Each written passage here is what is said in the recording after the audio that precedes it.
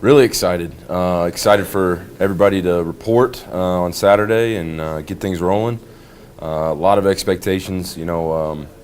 Obviously the guys, the players are excited and they've got high expectations. But as a coaching staff, we're really ready to see what we've got, what we've built on.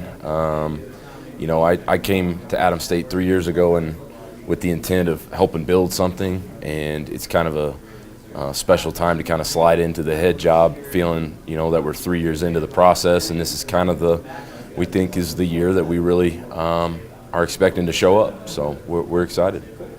People, hired some great coaches, and then we've added to our talent level, we believe. So obviously with coaching and talent, we feel like we're going to improve obviously in every aspect, especially defense, which is where we weren't very good last year. And then we really want to take some steps. I think Garrett mentioned, leading the country in tackles. On paper that's a great thing, but we want more wins. Offensively, we got a bunch of yards, but we need more points. So kind of elevating from just doing well statistically and really up in the win column is the goal. Yeah, leadership's the main thing. Guys that are mature, grown men, know how to live on and off the field.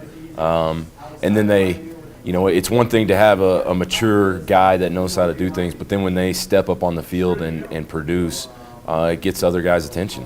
Two special guys to have, and really awesome to have them on opposite sides of the football too. I don't know if the guys would say they do. I certainly don't. I've played and coached for a while now, and preseason anything is kind of silly. We saw one poll that somebody ranked us as 25th in the country in a preseason poll, and that's equally as ridiculous to me. So it's all about what you do once you start the season, and I think the biggest thing I'm trying to drive home with our guys is to go one game at a time. When you get caught up in what your record is or what your statistics are during the season, I think that's where you can fall into some traps. One game at a time, and then when the whole season's up, we'll add them all up and see how we finished up then. Certainly our quarterback, Nick Rooney, he was new with us last year, and I joke with our quarterbacks all the time that you could really put anybody into our system and they're going to throw for a bunch of yards. Which he certainly did and did some big things numbers-wise. But as he's grown within our system and has a better understanding of not just the talent that he's got around him, but how to operate within our system, I think he's going to go to a whole nother level.